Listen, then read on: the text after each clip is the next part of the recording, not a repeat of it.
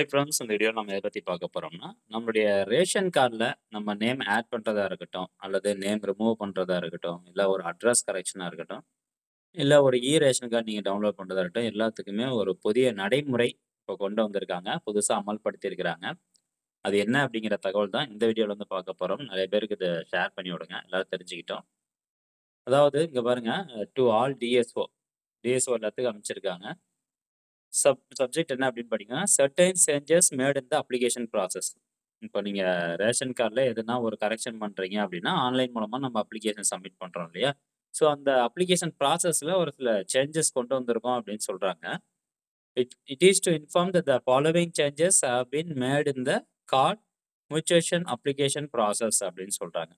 அதாவது அட்டை பிறழ்வுகள் அப்படின்னு இருக்கும். நம்ம தமிழ்ல டிஎன்பிடிஎஸ் வெப்சைட்ல போனீங்கன்னா, அட்டை பிறழ்வுகள் அப்படின்னு இருக்கும். அதுல ஒரு 5 கரெக்ஷன் நம்ம பண்ற மாரி இருக்கும். ஃபர்ஸ்ட் ஒன் வந்து ஆட் மெம்பர் அப்ளிகேஷன் அப்படின்னு சொல்றாங்க.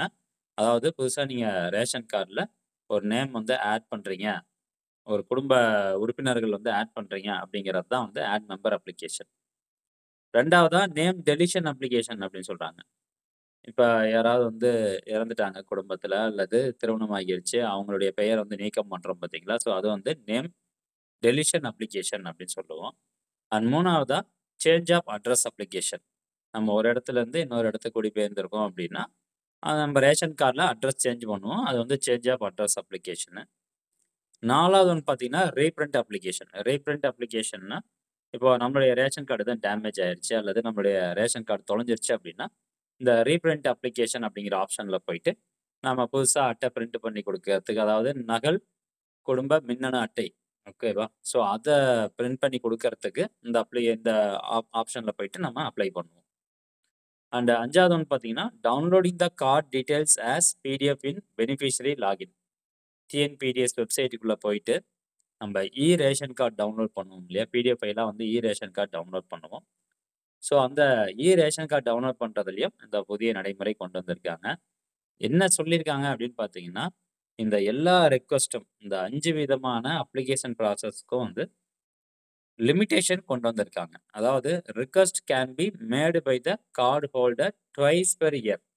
ஒரு வருஷத்துக்கு 2 தடவ மட்டும் தான் நம்மளுடைய ரேஷன் கார்ட்ல எந்த ஒரு சேஞ்சஸா இருந்தாலும் பண்ண முடியும் அப்படின்னு சொல்லியிருக்காங்க. இப்போ வந்து உதாரணத்துக்கு குடும்ப உறுப்பினர் நம்ம ஆட் பண்ண போறோம் அப்படின்னா, வருஷத்துக்கு 2 தடவ மட்டும் தான் ஆட் பண்ண முடியும். லிமிட்டேஷன் கொண்டு வந்துட்டாங்க.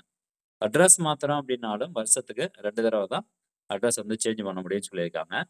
இதுல குறிப்பா இன்னொன்னு பார்த்தீங்கன்னா, இந்த ரேஷன் கார்டு டவுன்லோட் பண்றது.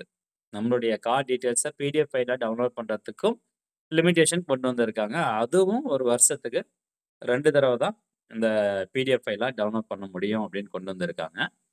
ஸோ இது எதுக்காக கொண்டு வந்திருக்காங்க அப்படிங்கிற ப்ராசஸ் வந்து தெரியல. பட் ஆனா ரேஷன் கார்டு டவுன்லோட் பண்றது கூட லிமிட்டேஷன் கொண்டு வந்திருக்காங்க அப்படின்னா, இது வேற ஏதோ இஷ்யூக்காக இது கொண்டு வந்திருக்காங்க. மேபி வந்து ஃப்ராட்லாம் அதிகமா நடக்குது அப்படிங்கிறதுனால, இந்த மாரி வந்து லிமிட்டேஷன்ஸ் கொண்டு வந்திருக்கலாம் அப்படின்னு சொல்றாங்க. இது எல்லா பக்கமும் நடைமுறையில வந்துருச்சு. உங்களுக்கு சந்தேகம்னா கூட உங்க தாலுகா ஆஃபீஸ்ல இருக்கக்கூடிய டிஎஸ்ஓ ஆஃபீசர், அதாவது தாலுக் சப்ளை ஆஃபீசர்ன்னு சொல்லுவாங்க இல்லையா? ஸோ அவங்களுக்கு கான்டாக்ட் பண்ணீங்கன்னா சொல்லுவாங்க. ஸோ அதனால ரேஷன் கார்ட்ல எந்த ஒரு கரெக்ஷன் பண்றதா இருந்தாலும், இந்த லிமிட்டேஷன்ஸ தெரிஞ்சுக்கிட்டு கரெக்ஷன் வந்து பண்ணிக்கோங்க. ஃப்ரெண்ட்ஸ், மீண்டும் அடுத்த ஒரு நல்ல பதிவுல சந்திக்கலாம். நன்றி, வணக்கம்.